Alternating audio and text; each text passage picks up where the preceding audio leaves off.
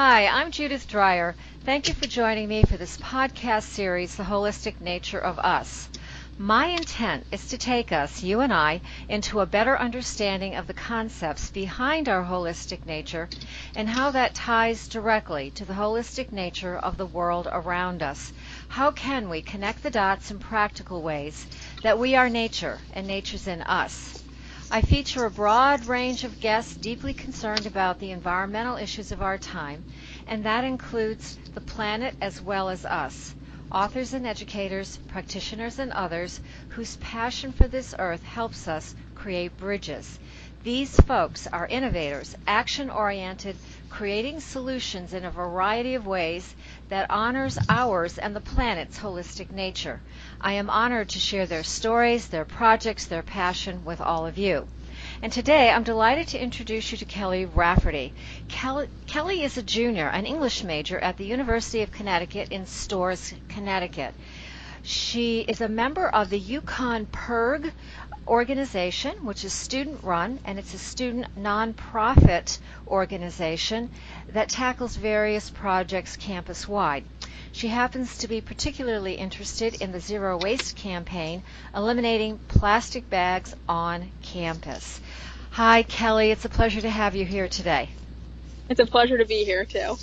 Well, I'm excited for you to tell us all about your world on campus making this great change. So start telling us something about, your interests. So I got involved kind of with environmental, activism in high school. I was part of the recycling club in high school, which was a very small organization. I was president of it. And we were working towards making school a bit more eco-friendly. We did a lot of cleanup days. And that's kind of where the crux of my environmental interest started. Before then, I'd always been interested in nature, but I hadn't been necessarily interested in environmental issues. And I think there, my teacher really introduced me to what was actually happening in our communities. I learned that the town that I lived in at the time, Wilton, had a huge problem with idling. Our air quality was actually one of the lowest in Fairfield County. It was really, really bad. And it was affecting the community. We had a really high rate of asthma. And it was just not something that the town needed to continue doing. So I actually ended up getting involved with an internship with this organization called Wilton Go Green. And they were working on actually a no idling campaign to stop people from idling their cars outside of daycares or schools. Anywhere in Connecticut that's a public area, it's illegal to idle your car. And I learned that idling creates massive amounts of CO2, far more than when you're just driving. And I never even thought of any of these issues before, really. I hadn't really considered it. I mean, idling just seems like such a silly little thing that you do on a daily basis. And I think that's where I got interested in smaller issues that become very magnified. So when I went to college, I became involved with PIRG. And bags were kind of the similar issue to idling for me. It's something that seems very inconsequential. Every day people use bags and it doesn't seem like a huge deal. You don't really know where they go. You put them in your trash, they're gone. Mm-hmm. And it just didn't seem that important. And then as I began to look into more of the issues associated with it, I realized that, bags are a massive issue, and they're a massively negative issue for our communities. They cost millions of dollars every year to clean up for the state. They're a complete waste of money. We literally spend taxpayer dollars to clean up bags that people get for free. And that just seems like a huge waste of resources just in terms of that. But beyond resources, you can think of bags as basically solid oil. People have a tendency to believe that bags are some other type of something, they think that they're, I don't know, some people have even tried to argue with me that these plastic bags are made out of paper, and I'm like, no, that's not what they're made out of. They're made out of oil. That's how they make bags. And I think that there's just this big disconnect between what people think single-use plastics are and what single-use plastics actually are. And, from a very early age, you're not really told what exactly a plastic is. It's just this kind of great, object that doesn't go anywhere. It stays nice for a very long time, and it's solid, and we're not really told, that is actually, solidified natural gas, or that's actually solidified crude oil.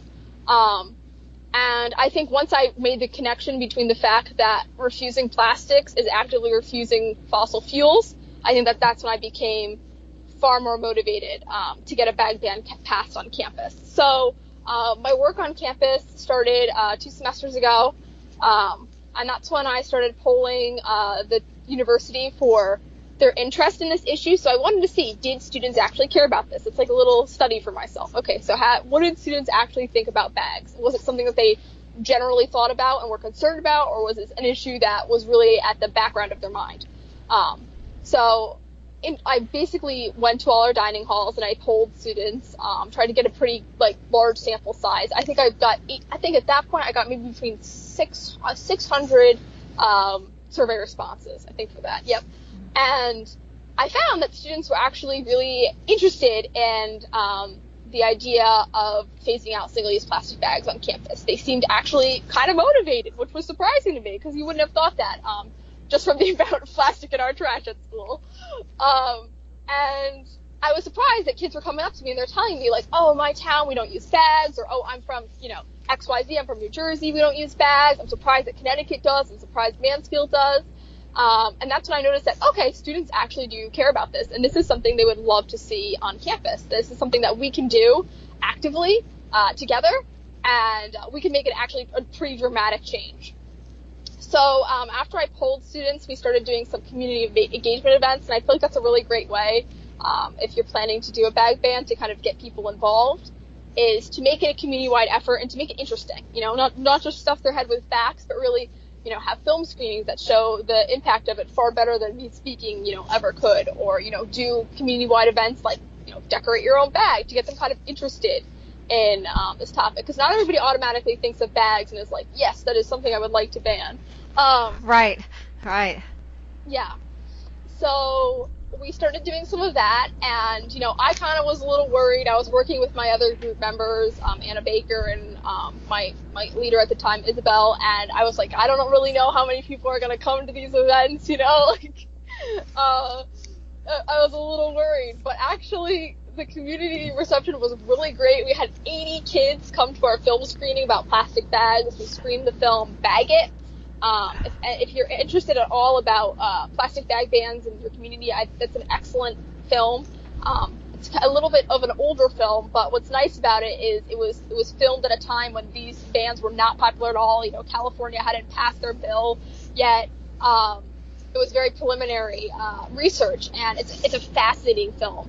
And it really delves into the issue of why single-use plastics are bad, not just for the environment, for human health, for animal health, just for the pure cleanliness factor of communities, and as well as issues of human rights in other countries who end up receiving a lot of our single-use plastics.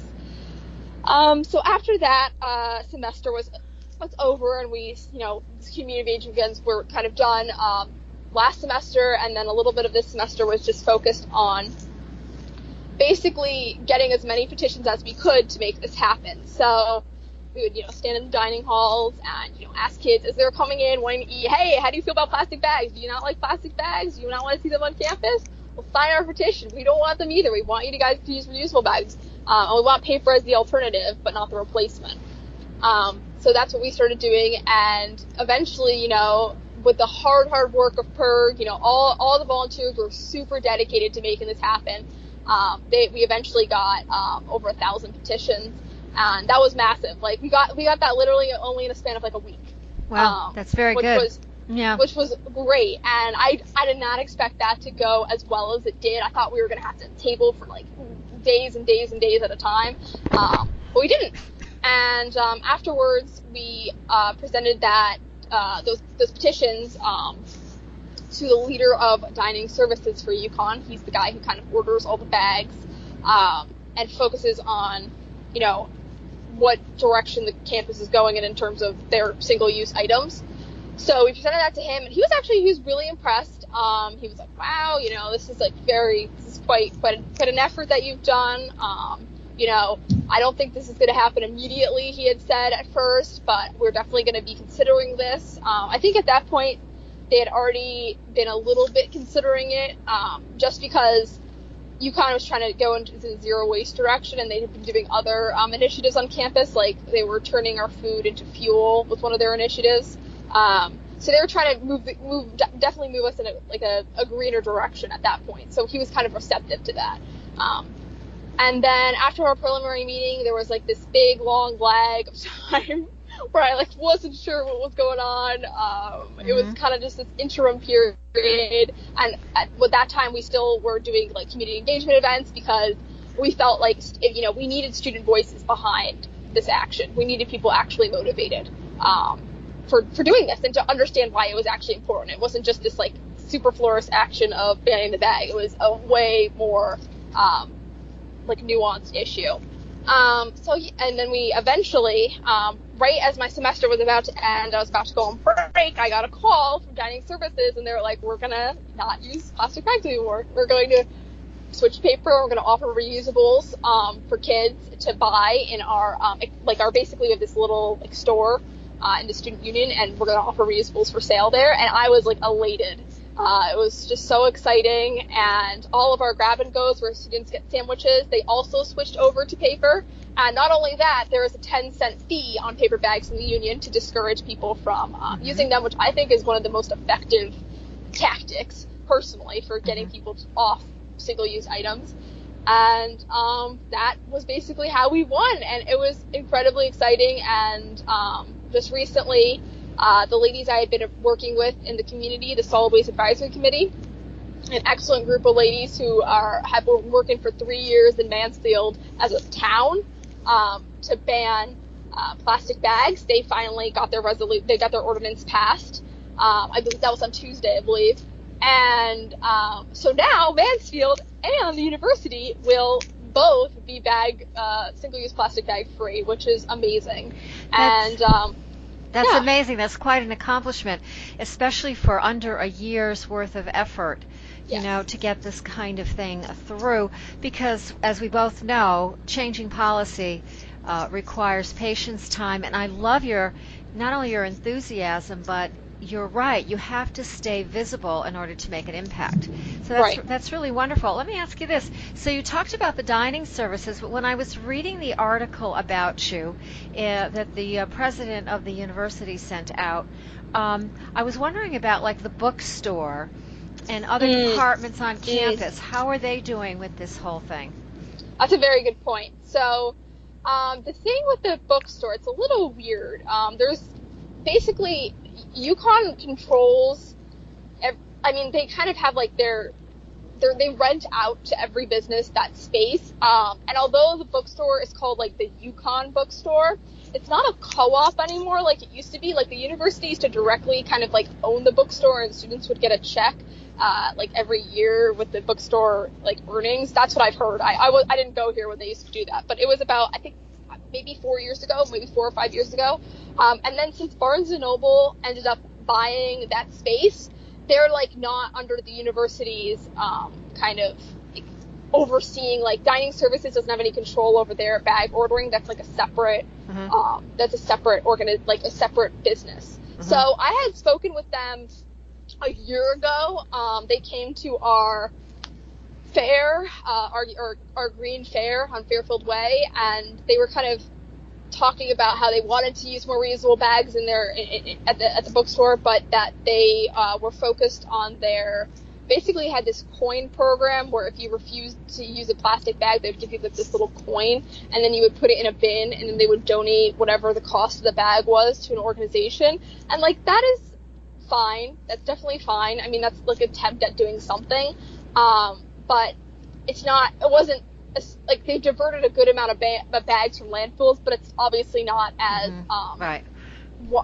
widespread as a bag ban would be. And it's a good interim thing, but it's not really the goal. The man that I spoke with, he runs the bookstore. He was kind of like he was interested, but he didn't really think that he could get paper bags within like a decent time frame. He was kind of like slow to start.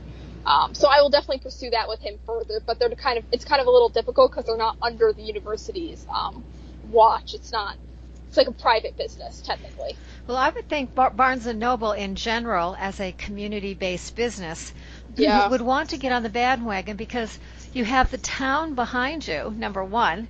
So there's a buzz in town wherever you go. People are going to be thinking about their bags because they can't do it in the local Starbucks or the, Right. or the local supermarket. And then they come to the campus, and the students hang out at the student union where the dining services are. They're not going to get bags there. Right. So I would think you've got a foot in the door at the very least, and I can see where maybe your efforts will pay off in the long run. Yeah.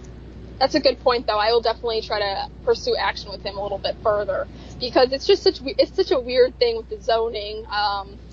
Like the bookstore that's near the Starbucks and where else? It's like near Joggling Cafe. That bookstore is covered by the ordinance because that's townwide property. But our bookstore, the one that's like the UConn branded one, is obviously not. And it's just such a strange thing that the university doesn't have to follow any town ordinances. So that's why I had to go about the route of getting the bag ban just specifically on campus, because regardless of not if it passed in Mansfield, the university would not have to have followed it. Which is just, I don't know, I think I didn't know that before kind of going into this direction, and it was definitely really surprising for me that was the case. Kind of a little, obviously unfortunate. But. That's interesting. Well, again, you're successful because you did the research. That's number one. But number two, none of us like to change. And plastic bags have been a part of our lifestyle for a long time. I mean, your generation grew up with them. Yes. My generation did not. So it was kind of like, wow, isn't this amazing? You could carry something cold home or whatever, and it didn't leak all over the place or your bag fall apart, But now we have other materials that create carry bags for us that are very easy to put into a purse or to put in a backpack that you might have on campus to take with you. So that's really interesting. I really applaud your efforts, which is again why I'm grateful that you're here today to share your efforts with my audience. Thank you. I really appreciate that. All right, so let's talk about where do you go from here? You've got it done in the bookstore. They brought in an alternative carry bag that's not paper and not plastic. Is it like a cloth type material? Yeah, it's a recycled cloth bag. It's made from recycled water bottles, and they're very cheap. That's what's nice about them for students. They're like $1. And they hold a lot, and they're packable, so you can pack them really easily into your bag. And obviously the nicest part about them is they're already recycled, and they're really sturdy, so it's like kind of the perfect vehicle for transporting stuff, which is great. I was so glad they decided to sell them. I wasn't even thinking in that direction. He offered that to me, and I was like, oh, that's a wonderful idea, like generate a little revenue for the university and also keep bags out of landfills. Right. Well, economics helps drive change, too. So definitely. That's a really good point. And it's interesting that the dining service chose a recycled water bottle bag, so they're already using something that's created a mess in our landfills. I believe it's water bottles. I'm like 90% sure. I know it's recycled plastic. I assume it's from water bottles just because a lot of that material that I've like seen the bags, that material is normally the water bottles. It's that kind of like thin, like billowy, almost like nylon material. Right. Yeah. And plastic is plastic. It doesn't have to be just from a water bottle. They're reusing stuff that we throw away all the time without a thought. I met a couple of camp counselors several years ago in the northwest corner of Connecticut. There's a camp out there. And I had a health food store at the time, and they came in, and we got to talking, and they were telling me that they have a song called Where Is Away? And they teach it to the kids about throwing what they're using away. Where is away? We don't have that conscious dot connected with what we buy, what we throw away, where does it go? It's like out of sight, out of mind. Can you give us any statistics about the how bad the water bottle picture is today? Oh, about water bottles? Yeah, or just plastics in general. So plastics in general are probably is probably, besides just climate change in general, is probably the second biggest issue we're facing right now as a country. The problem with single-use plastic bags, single-use just plastic in general, especially in the U.S., is that we have abysmal recycling rates, absolutely abysmal. Yeah. And the reason for that is most countries no longer want to take our recycling. China does not want our recycling. India is already getting fed up with accepting our very dirty recycling. Many of the other nations like Thailand and Vietnam also no longer want our recycling, but China was the biggest importer of American garbage, basically. And what they were doing was taking the recycling. People would literally live in these fields that was just dedicated to massive heaps of plastic. They would live there, they would eat there, they worked there, and by hand they would sort the recycling, and they would melt it down using extraordinarily crude methods and create kind of this like paste. And that paste was what was being recycled. And I put that in air quotes because it wasn't really being recycled at all. It was just being made into this carcinogenic gloop that was kind of a little bit useless, frankly. And this was not really, I don't really believe it was even authorized by the Chinese government. It was kind of this like on the down low renegade operation that people were doing for just sustenance. Like that was how they existed. And since China is moving, one of the directions they're moving in is to have, a greener, I guess, I don't want to say brand, but I guess their brand is supposed to be a little less polluting. And they're trying to lift these people up out of poverty. They stopped accepting those extremely dirty recyclables. That the only thing that we can do with them is melt it down. They stopped accepting them. There's an absolute like there's no more. They do not accept them. So where does it go now? So now it just goes, either it gets burned, it gets incinerated, or it gets landfilled. There's no real recycling in China. I believe our recycling rate, it's a New York Times statistic, if I remember it correctly, I believe 90% of plastics are not recycled, which is just a massive, 90%, that's almost, so it's like there's a minority actually being recycled. And of those recycled ones, it's very hard to even know if it's the recycling that we're talking about, like with China, where they're literally just melting it down into just this, gloop. It's literally gloop. It's not even like a product. It's just nothing. Or if they're actually, like in Germany, being correctly recycled and turned into a new bottle. The thing about plastic is every time you recycle them, they're downgraded a level. So as you probably know, when you flip your bottle around, you see a number there. And that number indicates what type of plastic it is. Like polyvinyl, like a hard plastic, propylene. That's another one that's like a hard plastic that you see in thick cups. Those are all different grades of plastic. And so what happens when you recycle something like a water bottle, that plastic is downgraded. So it is a less valuable type of plastic after it is recycled. And eventually you can't recycle it anymore. There's a limit to how many times you can recycle plastic. Something like aluminum, no limit. You could recycle aluminum indefinitely. The aluminum we're using right now is aluminum from 40 or 50 years ago. How about that? Wow. Which is amazing. And people, really try to, when there was the push for plastic, there was this whole thing against aluminum, and that like aluminum was like not the way of the future and plastics were the way of the future, and it was supposed to be this really great thing. Plastics were supposed to be this fantastic solution to so many different problems, and they became a fantastic problem to so many different solutions. Like they became the reverse of what the intent was to be. And obviously the U.S. could definitely improve their rates of recycling. I don't really think that would make that much of a change as it would be to stop using so much plastic. I think refuse is the first R. It's reduce, it's really refuse, reuse, and then recycle. And I think we focus a lot on the last R, which is recycle, and we need to focus on the first R, which is reduce. The fact of the matter is, regardless if our recycling rate became 90% of all plastic recycled instead of 10%, it wouldn't really matter because of the massive quantity we're using. It's still being used, it's still being produced, and it's still negative. There's no reason in 2019 to be using a plastic bottle for 5 minutes and then throwing it out. There's just no reason. And luckily, I've noticed that certain companies are kind of jumping on the bandwagon. There's this new service called Loop that I saw in the news about, I believe it's Unilever, is trying to create basically a circular economy for what was once single-use plastic. So you would have a metal ice cream container, you would eat the ice cream, you would bring it back to the store, it would be washed and reused.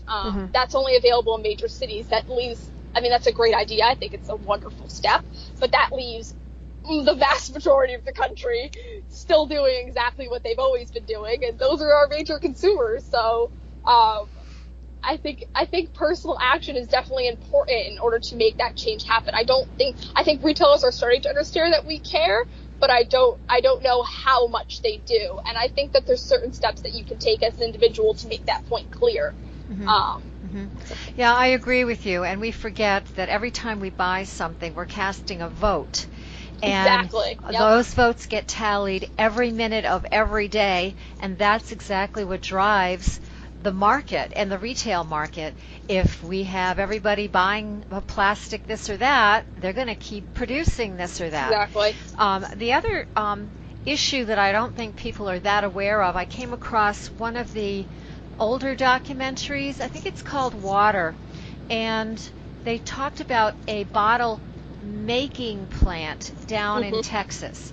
And there was a huge problem with many serious illnesses from the toxicity, from making the plastics, etc. And again, we don't get that piece in the news as well. So if we go back to a holistic concept, we're not just talking about quenching our thirst via the use of a plastic bottle. We're talking about how that bottle was made and who it impacts, including the environment, as well as what happens when we toss it away. That is a great point. That's a very great point. All right, so Kelly, to wind this up, what I would love you to do is, do you have 3 practical tips for all of us? Sure. So my first tip is to refuse plastic.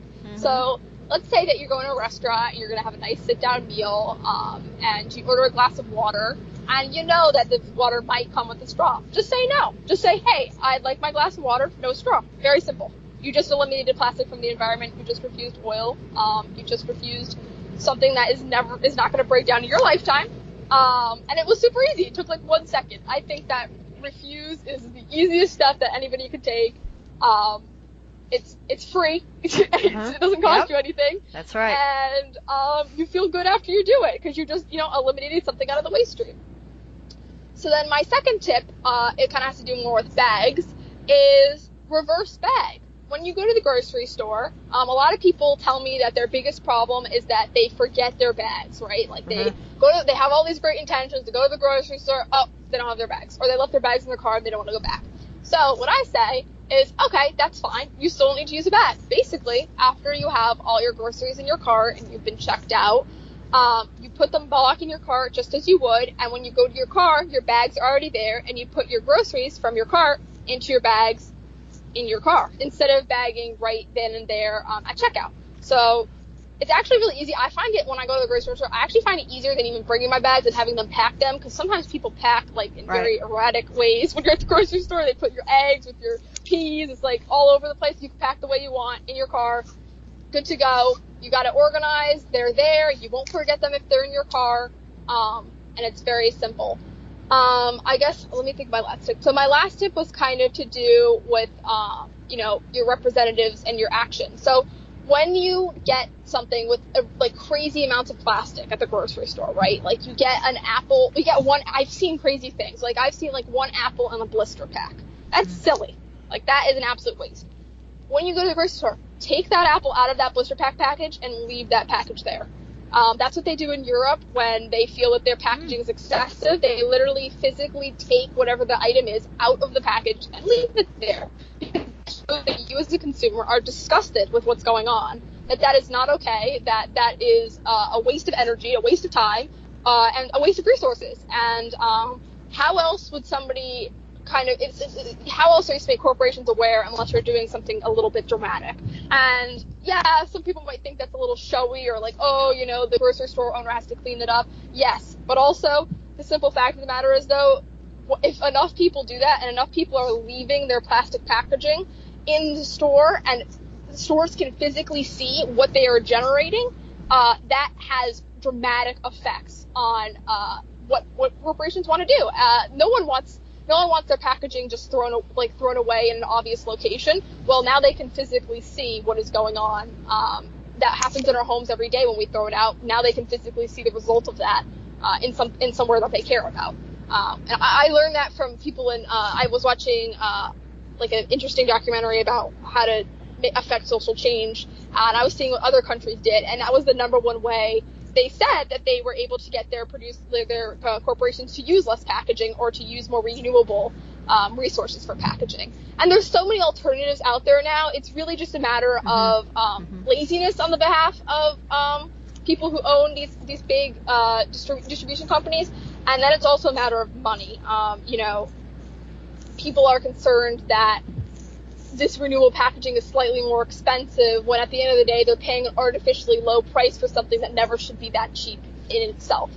So there is a true cost. Yes, there is. Of course there is. And again, that's called the power, thinking about the power of our choice. Everything that we choose has implications prior to us picking it up or picking it out, and what we do afterward. And I like the fact that you've connected these dots in some very practical ways with just this very simple yet profound campaign. So do you have any other contact information that you'd like to share in any way before we close? Sure, yeah. If you'd like to contact UConn PIRG, our email is uconnpirgstudents@gmail.com. Okay, great. They can, if other folks that are involved with campuses want to get a hold of you to see what you've done, that's a great resource too that we can pass around. All right, Kelly, well, I can't thank you enough for your time. I really liked like I said, your enthusiasm and the action that you've taken in very, very practical ways, because that's what's going to make a difference in the long run. Right. Thank you so much for having me on. I truly appreciate this opportunity. You're welcome. So this is Judith Dreyer. I'm the author of At the Garden's Gate book and blog. My book is available through my website, which is www.judithdreyer.com, as well as several distribution arms such as Amazon, Nook, Goodreads, and more. I'd like to remind all of you that a transcript is available for each podcast. Please like and share them. Let's support each other and get the word out. Remember, now is the time for practical action and profound interchange, so we value our world again. Enjoy your day.